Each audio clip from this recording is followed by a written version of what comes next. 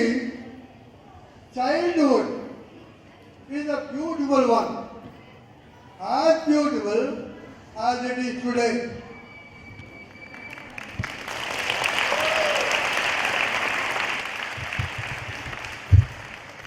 When Guruji was only 3 years old, one day he told me, he saw me meditating, and he said, Papa, can I also meditate? What can I tell a 3-year boy? How to meditate and what? But I said, you can. He sat like me and did like this. After a few minutes, when I finished meditating, I was curious to know what he was doing. Then I told him, Ravi, that's what we call it. What did you meditate? Calmly he said, I demand of God that there should be no beggars in this world. A 3-year boy demanding God that there should be no beggars in this world. I was a bit shocked. Children would be asking ice cream, this all things and sweets and all this. But this boy is asking that there should be no beggars. I was a bit shocked. I said, Ravi, you cannot place demand on God. He said, why not? You always say God is like a father and mother. Do I request you? When I want something, I demand from you. I say, Papa, I am hungry. I don't say, please give me. No. In the same way, I can demand from God what he should do. See a 3-year boy expressing such sentiment, which even we cannot do. I always used to give full freedom to children to express themselves. Most of us in life, we have no time to live with our children. We have our own worries, our own offices, and our own other things to do. When children want something, we say, come on, I have no time. But I never used to have that. Every query, every doubt, every idea from Guruji and Banu, I used to take it seriously and answer them. Now, Banu came and said, Papa, he is wrong. I said, how? Guruji also, why do you say I am wrong? Banu calmly said, if there are no beggars, how can we give charity?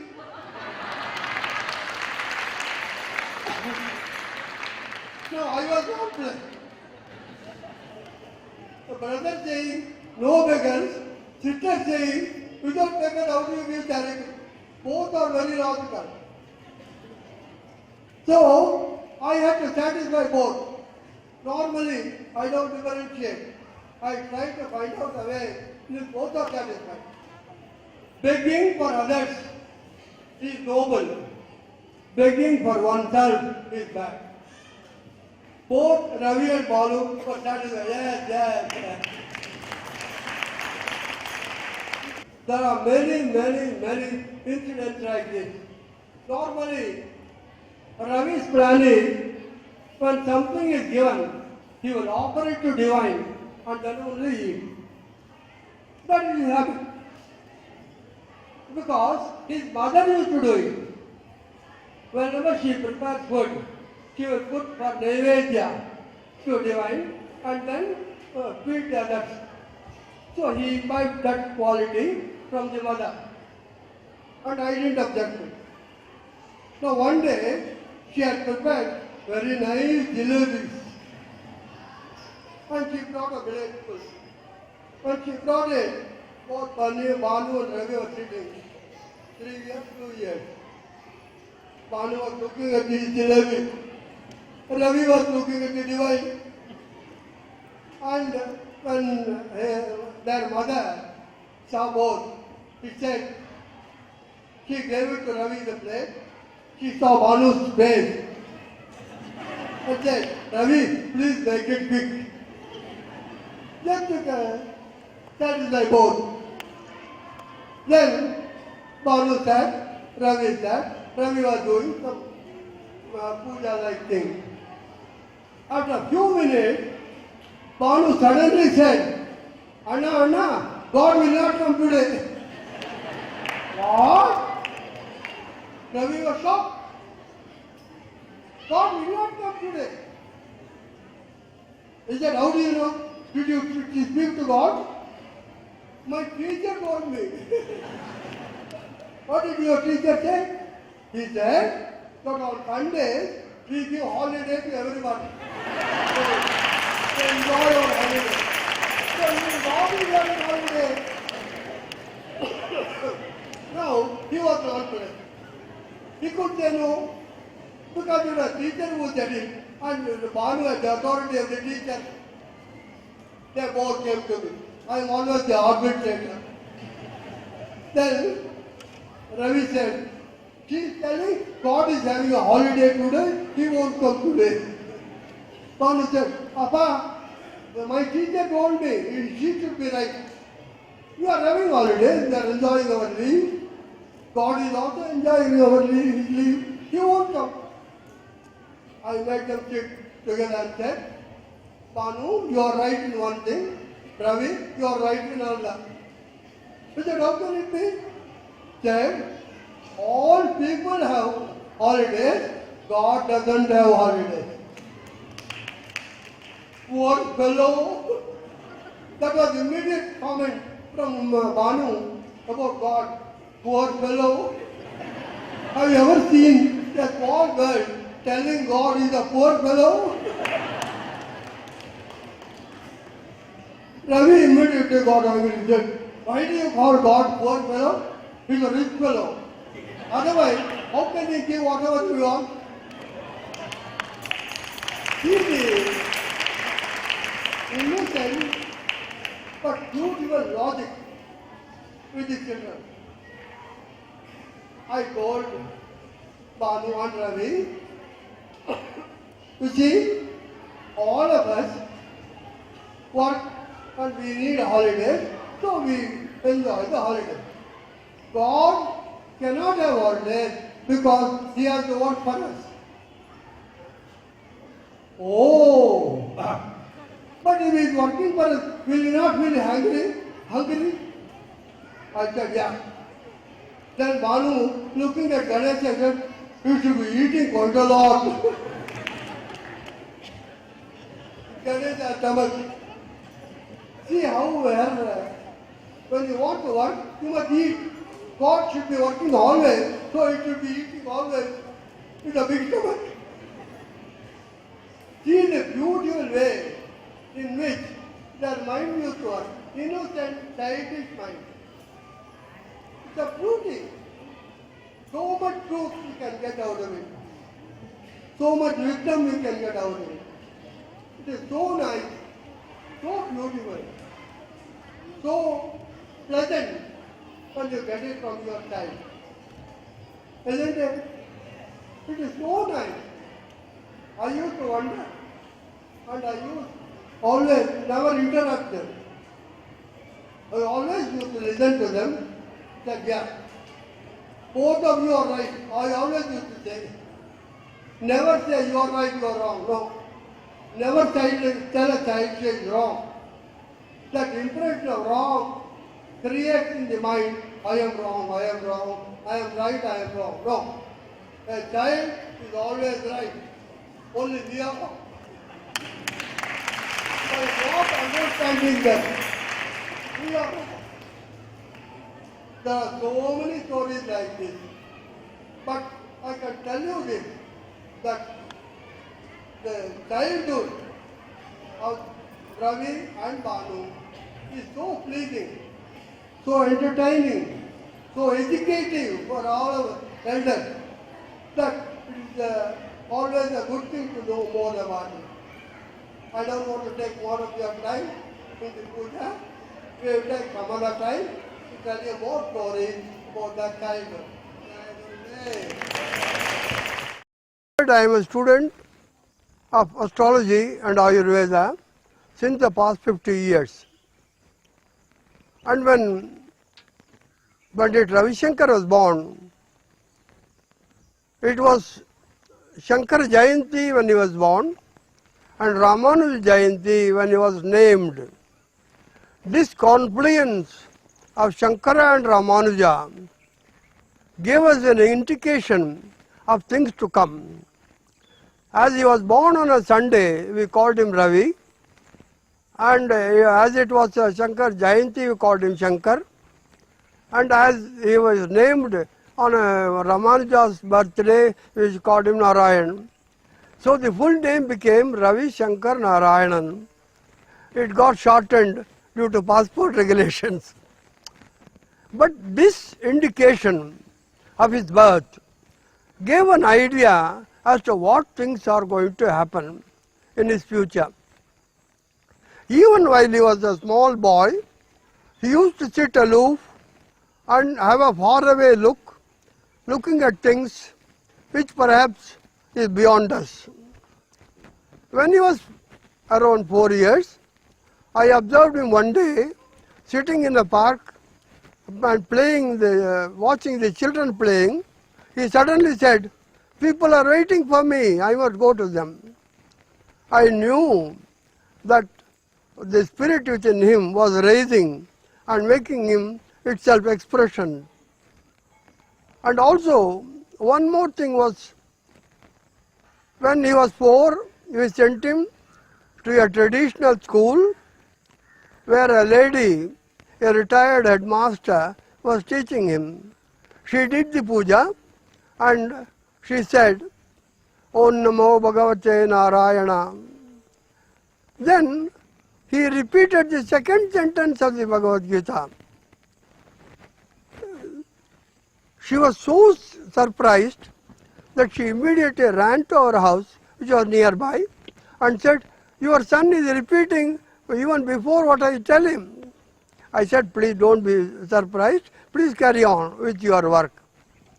And then that began an indication of his spiritual progress. At the age of 9, he read Rigveda. At the age of 14, he became a PhD in science and Veda.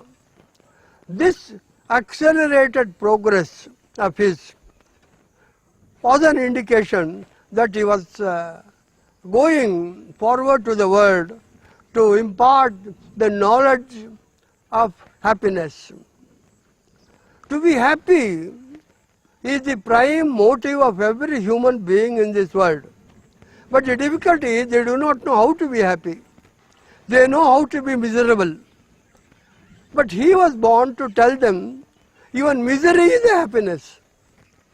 This was something new which people could not understand.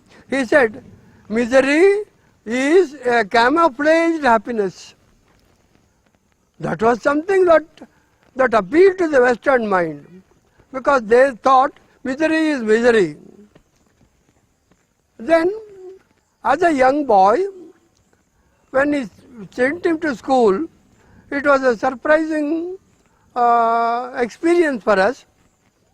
He was admitted to the first standard. After 1 hour, the teacher came to us and said, "Sir, your son is rather very intelligent. I would like to give him a promotion to the second standard." Another hour passed. The second standard teacher came and said, "She is too intelligent for second standard. We will promote him to the third standard." Within a course of 3 hours, he was promoted 3 times to the higher classes. That was the beginning of a surprising and a beautiful career. He would not discuss small family matters because his mind was always full of the world. And we also would not discuss with him how is this, how is that and all. We would always discuss with him his progress, his work, his thoughts, and his attitude to life. So our attitude to him was a mixture of love and admiration. This was something which every parent has to acquire, because the children, we do not know what is in store for the children. It is better that they encourage the talents of children. It is always said, the teacher often comes in the way of those who learn. So, we do not want to restrict his freedom of thought, and that was the position. Though he is a world famous guru, he is still my loving child and my loving master. He has travelled all around the world, spoken to millions of people, and covered 146 countries. Many times I have gone with him, and there was one thing which was very intimate between me and Guruji, and that was my storytelling. As a small child, he would hop on my shoulders and say, Tata, give me a story. So I used to tell him stories. On one side, the Guruji, and the other shoulder, his sister Banu. I think I must have told around 1,500 stories to him. And these stories he would always remember. And at many of his lectures, he would say, Appa, tell some stories. I would tell a traditional story, and he would give a modern interpretation of those stories, which is so pleasing for the Western audience. He said, what is Pitaji saying and what is Guruji saying? I said, one and the same thing. So, this storytelling, he himself has suggested that I should videotape them and send them to the world, so that people will know what is the truth, how it is told, and how to imbibe truth. Truth to him is a thing that gives the greatest good to the largest number of people. That is his explanation and definition of truth, and that is what we should always observe. He was a man, a Messiah, who has come with a new message, with a new outlook, with a new vision on life. And his art of living was initially named as the art of loving, but unfortunately in India and in Western countries, the term loving has acquired different connotations. So instead of loving, we changed it to living. So the art of living was a unique thing, and how it came to him is also a unique factor. At one of his earliest courses, he sat and began to talk to the audience. And after he finished talking, I went to him and asked, it was an excellent oration, how did you do it? He said, I don't know. There was some power which spoke for him, and every time that some power speaks with him. That is the beauty. And he speaks not from his mouth, but from his heart. That is the speciality with Guruji. What he says is right from his heart, and that appeals to every heart of every description. Guruji always thought that the ills of the world starts with the mind. When the mind gets corrupted, the life gets corrupted. Corruption is not a phenomena of living, it's a phenomena of the mind. When your mind is pure, you will not be corrupted. And unfortunately, most of the people in our present day world get corrupted because their mind is not pure. Their mind is corrupted. They think that money is everything. They do not think that mind is everything.